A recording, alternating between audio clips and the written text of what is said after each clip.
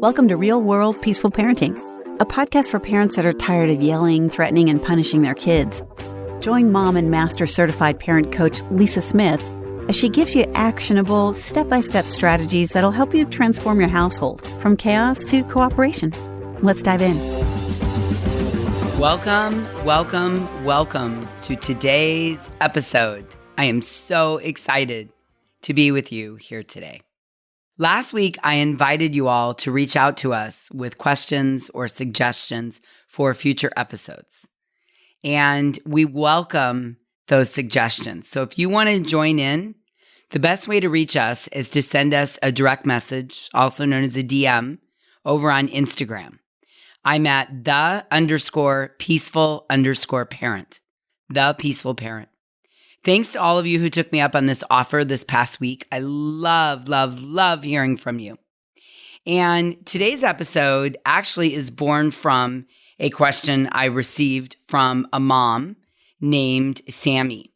Sammy wrote, "Lisa, I just listened to your podcast about respect, and it was wonderful.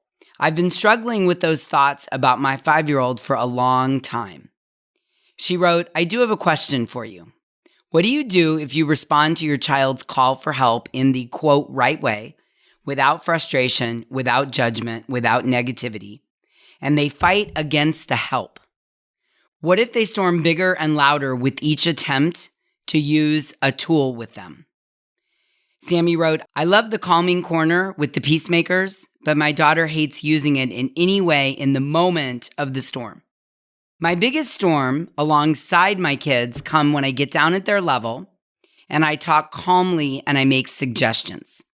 I offer to listen, I offer to breathe with them, etc.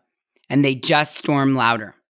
Sammy went on to write, "I begin to think that helping doesn't work anyway, that there's something wrong with me, or I take their storming personally, and then I don't feel like I'm helping them at all." Well, Sammy, great question, and thanks for reaching out for support. I really love your question, and there's definitely a lot to unpack here, so let's dig in. I think what's probably happening here is the timing is off a bit, Sammy. It feels like there is a rush to finish the storm and make a repair before your daughter is ready. If you can allow for some more space and time for the storm to run its course, and then make the connection, everyone will feel that, yourself and your daughter. You mentioned that you get down at their level and you talk calmly and you make suggestions and you offer to breathe with them. And that may be a little premature. That is the connection and the repair piece. And you may be doing that a little bit prematurely before the storm has really run its course. Everything you're doing is correct, but your daughter's not ready to receive it at the point that you're offering it. So I want you to just wait a little bit longer.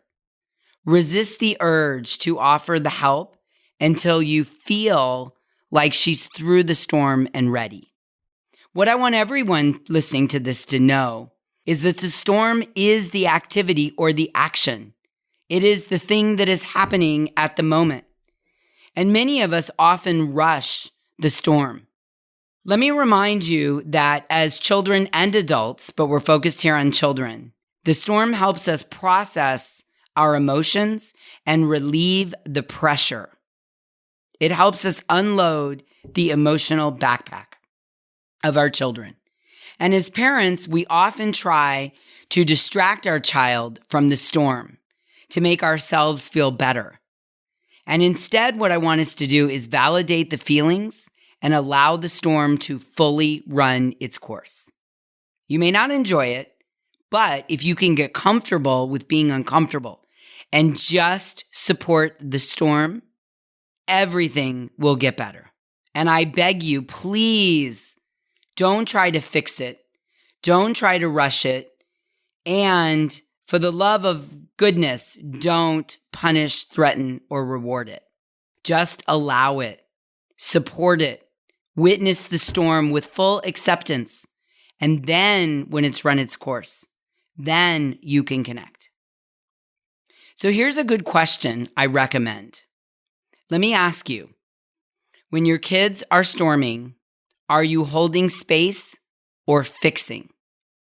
Trying to fix the storm often looks like rushing through it, or trying to distract your child, or offering bribing, or threatening, or punishing, or offering rewards in an attempt, all well-intended, but in an attempt to rush through the storm and make it go away. That's what fixing looks like. Holding space is when we fully accept the storm and give permission for it to happen. When we witness it with empathy. When there is a validation of feelings, right? Maybe we're not validating the actions of the storm because maybe we don't like them, or they're intense or big, or could hurt someone, but we're validating the feelings of the storm. Holding space is having patience. Holding space is a willingness to let it happen, a confidence that connection and correction can come later. Holding space is a beautiful act of respect that you're giving or showing or modeling for your kids by saying, I know you need to release these emotions, and I realize this is the only way you can do this right now. Let me say that again. When we hold space, we are saying to our children, I realize that you need to release these emotions, relieve the pressure, and I realize that right now, this moment, this is the only way you know how. And I respect that.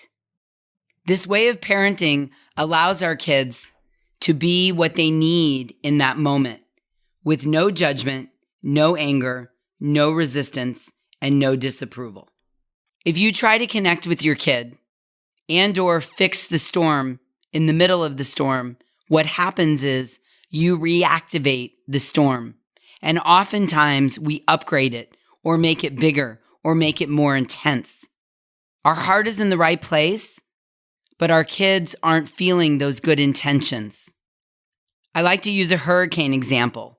And if your child is having a Category 3 storm and you try to interfere with it, or you try to connect during the storm, or you try to fix it or distract from it, you upgrade the Category 3 storm to a Category 4. And this is what Sammy is sharing with us that she's experiencing. And then she gets mad.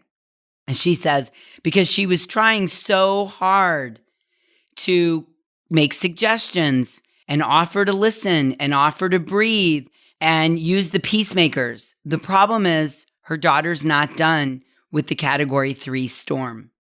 And so what we want to do is we want to work to hold space for the storm. Once the storm is in full swing, we need to hold space and let the storm run its course. Can you relate to this? I remember I would try so hard to connect with my son in the middle of the storm. I would try to distract him. I would try to support him. I would try to fix it. I tried all kinds of things, and 100% of the time, they backfired. Can you relate to this? I would much rather you hold space by just doing nothing. The storm is the activity of the moment. Let it ride out. Let it run its course, much like a hurricane. If a hurricane makes landfall, there isn't a whole lot we can do about it. We need to just climb in the bathtub with our helmets on and ride it out until it's over. We don't get up in the middle of the storm and go outside and check that our windows are boarded up, right? Or see if the generator made it. We don't go in the kitchen and start cooking food before the electricity goes out.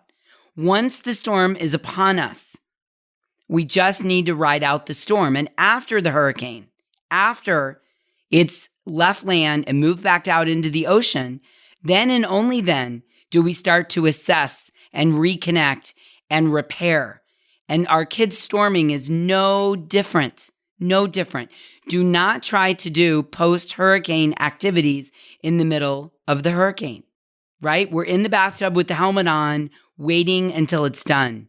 And then we move into post-hurricane activities of connection and reminding about limits and repairing the damage, right?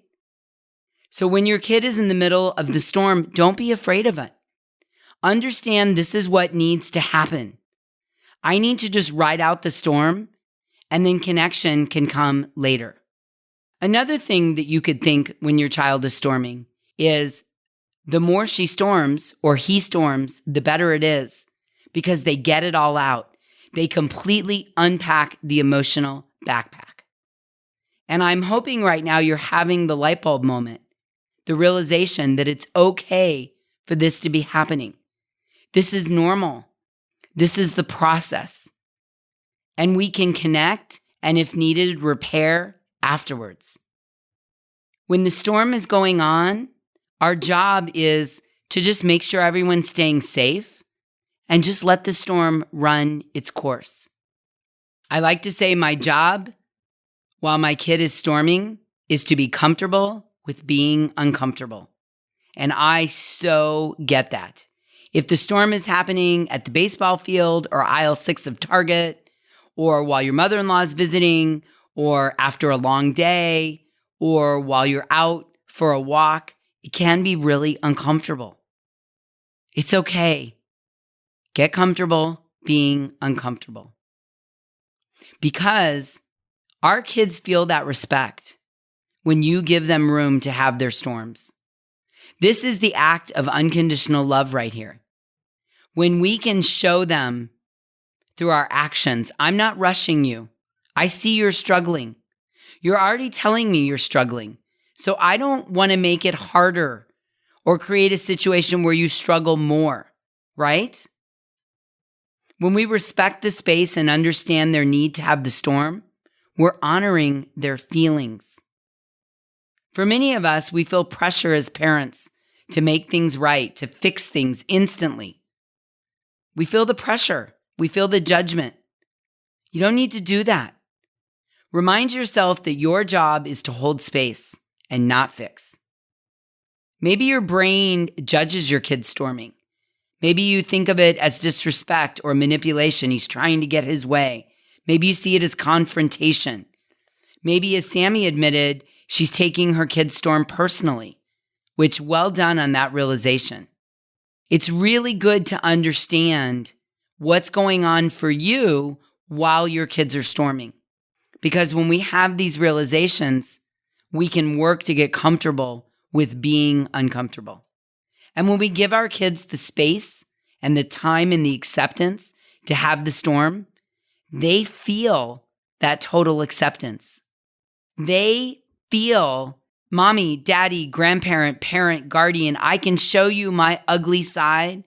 I can show you my struggles. I can storm and unpack my emotional backpack, and you're not rejecting me. You're not getting mad at me. You're not rushing me. You're not calling me names. You're not trying to tell me that I don't really feel that way. And you're not trying to soothe me when I'm not done. You're giving me the space, the time, and the acceptance to have the storm. You're telling me that my feelings are okay. You're showing me the ultimate sign of respect. And many times, many times, this storm is about way more than what it seems, way more than the immediate, I want a toy in aisle 6, or I want a cookie, or the storm is about so much more than you asking your daughter to put her phone away, get off social media, or you telling your kid it's time to stop gaming, or you telling your kids it's bedtime. It's often about way more than what's happening in the moment. Our kids have an invisible backpack that they put on when they get up first thing in the morning. We all do, but again, we're talking about our kids. Our kids wake up and they strap on an emotional backpack. And they spend the day filling up the backpack with disappointment and hearing no and rejection and feeling powerless and feeling out of control and feeling like I don't fit in and not feeling appreciated and maybe not having autonomy and not feeling acceptance. They're filling this backpack all day. And sometimes the backpack starts to bulge. And then there's that one event, that one thing that pushes them over the edge. The no to the cookie, the get off your phone, the it's time to go to bed. It's time to go home. It's time to get out of the pool. And that one thing just pushes them into storming. And that's the moment they choose to unpack the emotional backpack. So I want you to realize that the storm is often about way more than what it seems. That backpack is bulging and has to be emptied for me to go on. I've had my struggles, and now I need to storm to empty the backpack so I can continue as a regulated human being. Make sense? Mind blown? Are you like, wow, Lisa? Wow, I got to rewind that and listen to that again. Yes, please do. Now, the second part of Sammy's question is addressing the calming corner. Sammy shares with us that she loves the calming corner and the deep breathing, but her daughter doesn't. Many times, once our kids are in the peak of the storm, there is nothing they can be offered by us that will help soothe or calm down or regulate our kids. Let me say that again, please. Many times, once we are in the peak of the storm, there is nothing you can offer your kids that is going to soothe, calm down, or regulate them. There is no teaching, no coaching, no explaining, no offer that will help them regulate once they are at the peak of the storm. Once the storm is in full swing, humans unload their backpack through storming. Once the storm is in full swing, many of our children have to unload their emotions through storming and unpacking the emotional backpack. And when we offer our kids a soother, we're reactivating the storm and taking it often to a higher category.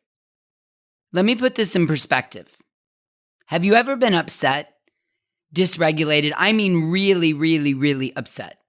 Let's say you're going on a trip, and maybe it's a work trip, or maybe it's your goddaughter's baby shower, or maybe you're going to a conference. I love me a good conference. And you're already cutting it really close. And you're really excited about this conference, let's say. And you get to the airport and your flight is canceled. And there's very little information. And it doesn't seem like there's another flight today. So you're going to have to go back home and try again tomorrow. But by the time you get to your destination, the conference, which is non-refundable, will be halfway over. And you will have missed the first 3 speakers, which are the 3 that you were really dying to see. And you start to get really upset. Your emotional backpack is bulging. You are dysregulated. You're trying not to storm, but the customer service agent that's helping you is not being super friendly or helpful, and nothing is working out for you. She's basically telling you, yeah, there's no flight today. There's nothing I can do for you. You're going to have to go home, call customer service, and try again. So you're upset.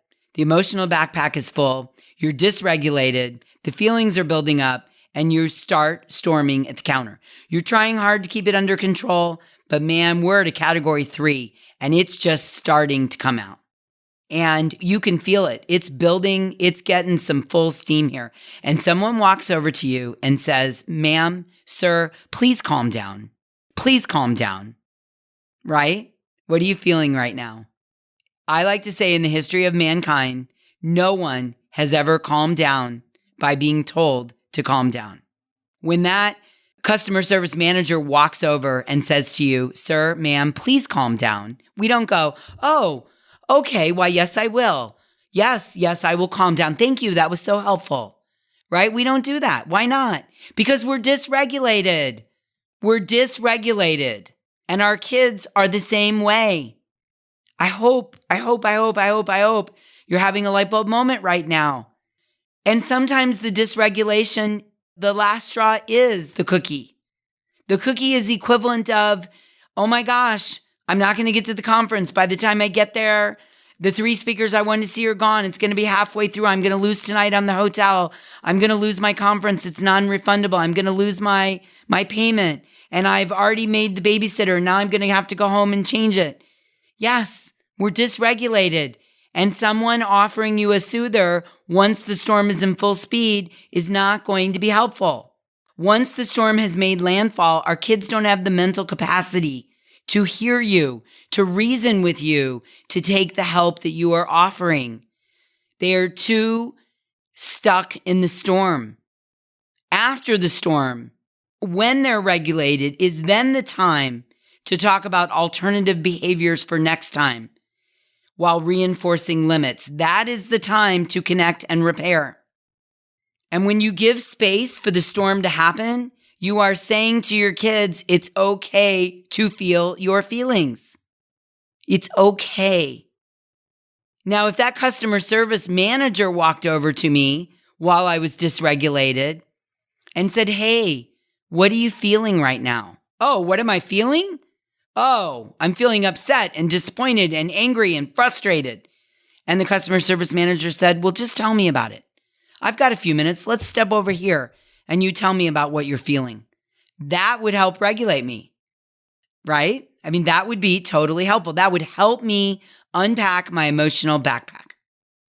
I need to unpack that emotional backpack before I can hear reason, hear the customer service manager about what my alternatives are, take help, figure out plan B, pivot, figure out what I'm going to do, right? I need to unpack the emotional backpack before I can start to hear people take help and reason. Our kids are no different.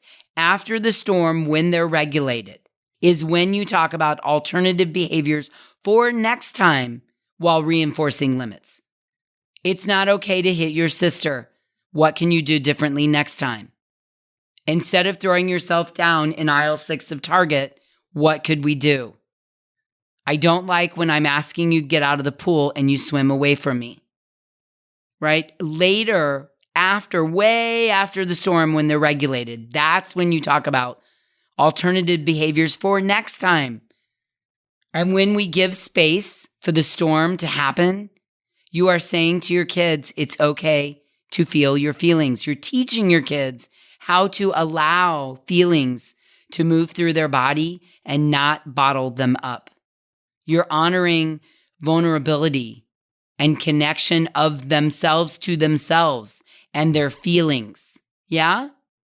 Okay, so your homework assignment this week is to work on holding space versus fixing when there's a storm, right? Holding space is acceptance, empathy, validation of feelings, maybe not validation of the actions, but validation of the feelings, patience, a willingness to let the storm run its course, knowing connection and cooperation will come later. So that's number 1. Number 2 is to give your kids space to run through the storm fully. Understand that they're fully unpacking the emotional backpack.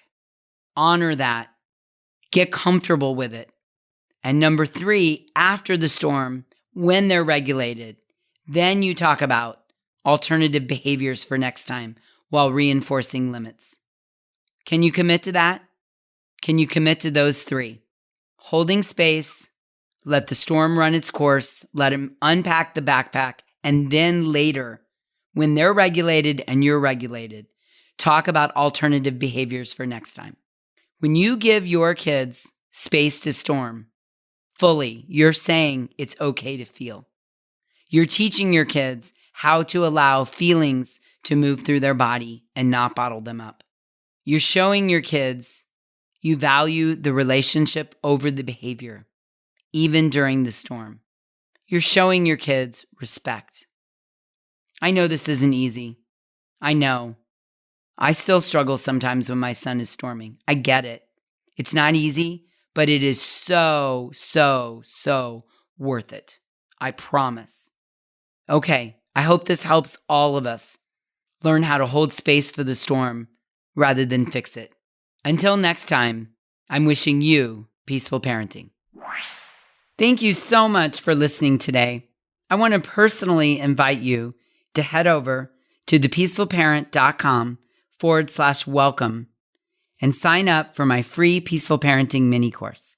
You'll find everything you need to get started on the path to peaceful parenting just waiting for you over there at www.thepeacefulparent.com /welcome. Can't wait for you to get started. Thanks for listening to Real World Peaceful Parenting. If you want more info on how you can transform your parenting, visit thepeacefulparent.com. See you soon.